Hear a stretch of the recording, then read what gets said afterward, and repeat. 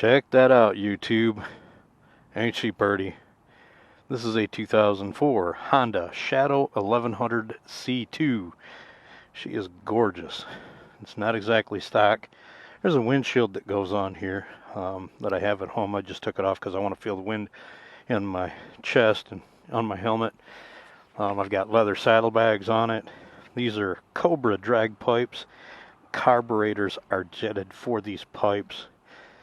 She sounds loud and proud. Still got the pegs up from the other day. Met a young man online who he's trying to become a photographer, and he had some young people that wanted to do pictures with him, and so he got in contact with me and asked if he could use my bike, and I, of course, obliged. It's young people trying to do something positive. I think that deserves merit in today's world. They're trying to do something cool, and I did what I could to help out.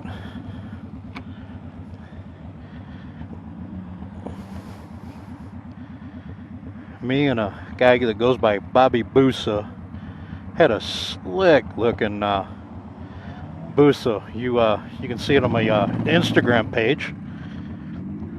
That is Scooter Larry. I'll try to remember to include a little link on where you can go see my Instagram page. I've now got a website. It's pretty cool. I'm learning how to do websites by doing this, so be patient with me. I'm learning just like I'm learning this YouTube stuff. Hi. So I figured today we'd take a ride and maybe do the third installment of the Challenger Challenge. For those who have been paying attention, I went over to Indian of Clarksville, which is CC Power Sports, and for Indian Demo Days, and I rode the Challenger, and I rode the Harley Road Glide to see what it was all about. And first let me say this.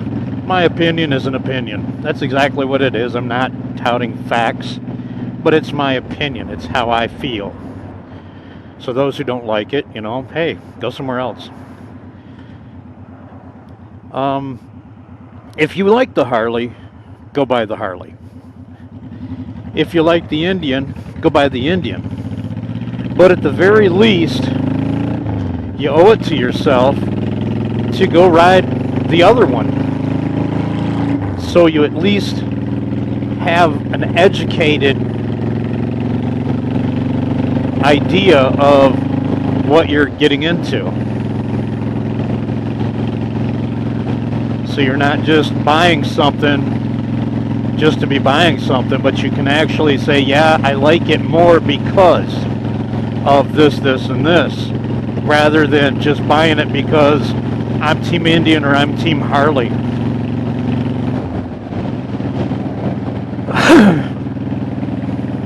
But I rode both of them. They're very, very nice bikes. Both of them are. The Harley's got more exciting colors. The Indian has, its ups. It's a liquid-cooled motor. It's got a little bit more power. And there's upgrades you can get on it. God, I love this road.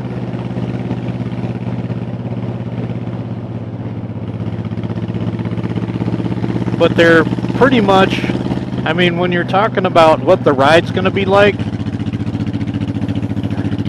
they're neck and neck. There's not enough difference in them as far as ride goes to really make your decision on that. The Indian has some things that the Harley doesn't. The Indian has the power windshield, and it has got a little bit more shock travel.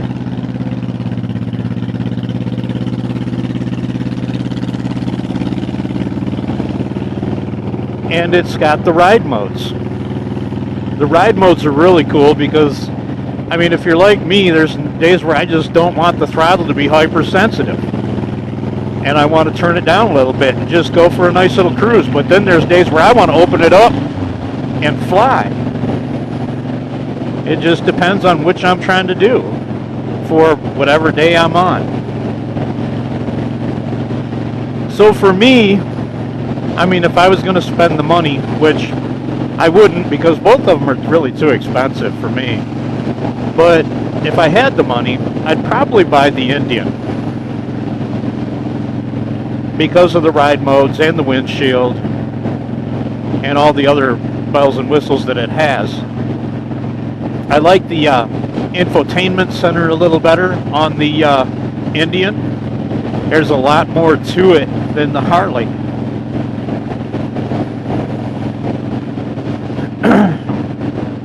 But I really don't like a fixed fairing anyways. It's just not me. This road is even better.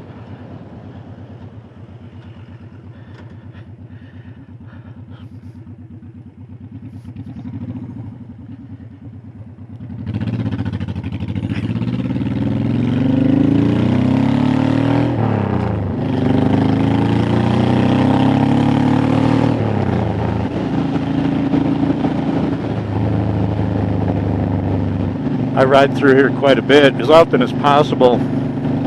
I love these curves. This is awesome. Up and downhill, right and left, it's nice. But anyways, ride what you prefer, honestly. And you don't have to, I mean, if you can't afford that, neither can I. I mean, don't worry about it. Buy you something like this. As soon as I get this choke cable fixed, this thing's going up on the block for $4,000. You know, and you can get bikes cheaper than that. I look at bikes that are anywhere from about $1,500 to about $4,000 is my price range. And you can get some pretty awesome bikes for that amount. You don't need to spend $20-some thousand to get a nice bike. This in here gets you into trouble.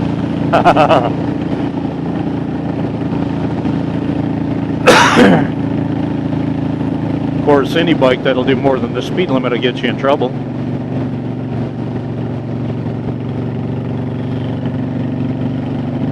But you could get like if you're just getting started, get yourself a Honda 750 Shadow or the C50 from Suzuki, or get yourself a Kawasaki 900 and start with that. I mean, those bikes there could really be your forever bike, not necessarily just, you know, to get you through to your second bike. I mean, of course, you can do it how you want. You can go to another bike, move up if you want. Hell, you can move up to a Harley or an Indian, Ducati, whatever.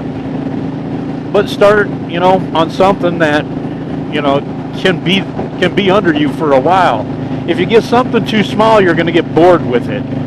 Like if you get a 500, you know, cruiser, you know, maybe a little the Suzuki 40, C40, or the you know, the Yamaha 650 or something along those lines, you're going to find that it's just going to bore you after a while because it's just so small.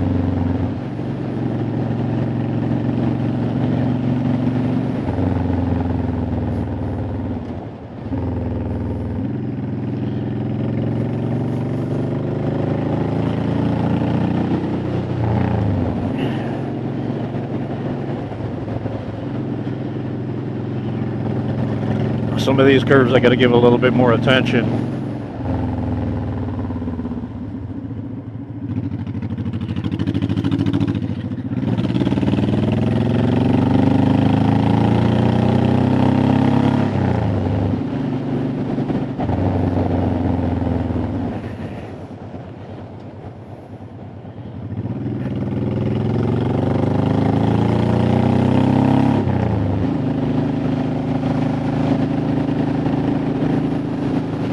But anyways, that's my 2 cents worth. Ride what you can afford and enjoy it. Before you start riding, take a safety class. See if it's really for you. Not everybody's going to like riding as much as I do or others. But you know, you can take the safety class at a Harley dealership for about $150. And they provide the bikes. It's the Street 500, which is actually a pretty cool bike. That was a lot of fun. I gotta say, that bike was it was a blast to ride for that weekend. And anybody can learn something from the courses. I mean, I've been riding my whole life. I rode CM 400s back in the day. And then I had a CB 900 Custom for a while. That thing was crazy. I mean, that's more of an advanced bike than what I could handle at that point in time, so it scared me a lot, so I got rid of it. And now I've got the CX 500, and that thing is just an absolute grin, man. That thing's a lot of fun. I call her the old girl. You can see the videos of her. I've got to do some more videos of that bike. She's a lot of fun. She's got a fairing on the front, and she's got the hard bags, the original Honda line hard bags on it. And then of course I've got the 2004 1100 Sabre that I'm squatting on right now going down the road. And this bike's a whole lot of fun. Not exactly a beginner bike. This thing can get you twisted up real quick. Because of the upgrades on it. But a lot of fun. I need to fix that mirror.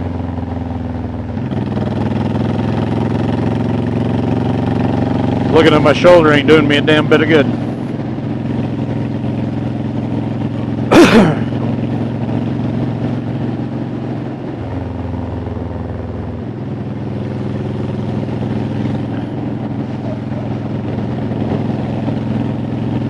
But yeah, I mean, even with the riding experience that I've got, I went and took the course, and I only took it basically my wife was like, you really need to have your license if you're going to do this. And I was like, you know what, I've ridden my whole life, I don't need a license, forget it. And she was like, no, and it went back and forth for a minute, and I was like, so finally I was like, all right, I'll give the license. Well, I found out I didn't want to take the road test with a cop and ride around for an hour with a cop that's got an axe to grind and mad because he's on that kind of duty. So what I did was I went and took the course, because if you take the course and pass it in most states, you don't have to take the road test. So that's what I did. It was $150 well spent, and I actually learned some stuff. I'm a better rider because of it, I believe. The instructors were friendly. The course wasn't difficult, and like I said, that Harley Street 500 is actually a pretty nice, pretty awesome bike to ride.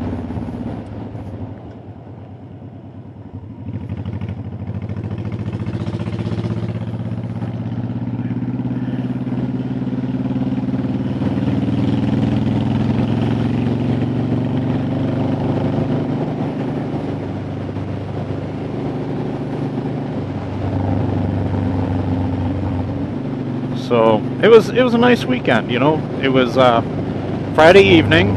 We went in, did book work, talked, and then of course Saturday morning we got on the bikes and did the coursework, rode them around a little bit. It was a lot of fun. And then Sunday we went and rode the bikes for a little bit, did some, finished up the coursework. We took a little test, wasn't a big deal. The test was absolutely easy, and I made it through, and now I have my license.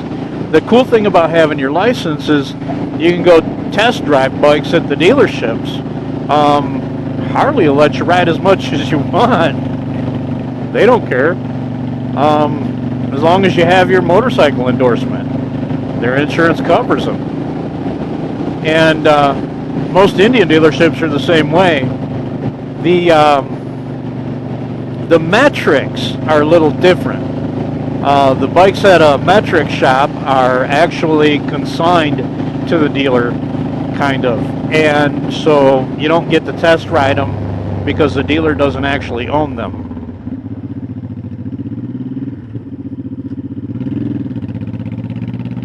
So that's most metric dealerships. Some of them will let you ride. They don't care.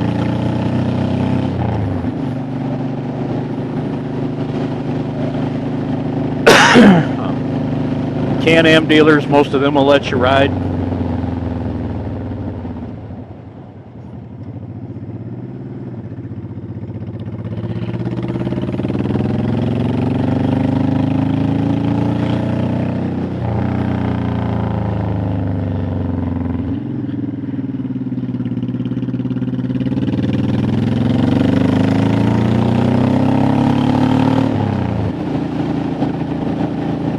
Goldwing.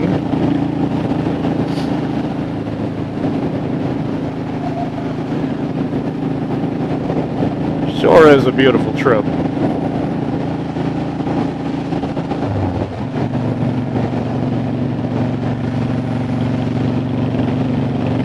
But yeah, get out and ride. You know, get your license. Whoa. Nice. And then just get out and test ride what you can. Find out what you like. You can't really find out what you like until you find out what you don't like. Something I'm finding is that I don't really care to ride with my weight on my hands, on my wrists. So sport bike riding probably isn't a thing for me. But I'm going to ride them anyways. I'm not going to buy one, but I'll test ride a few of them and see. I also want to try the sport touring and the ADV bikes. I did ride the FTR, which I guess is a little more like a sport bike. And they were a lot of fun, but I mean, it was hard on my wrist.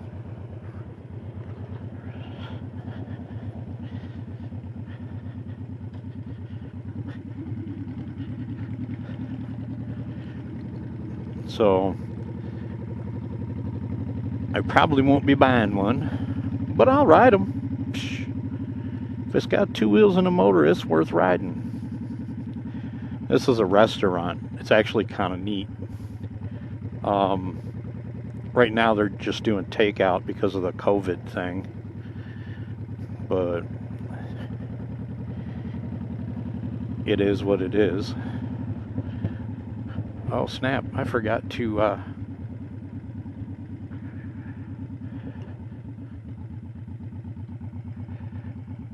reset my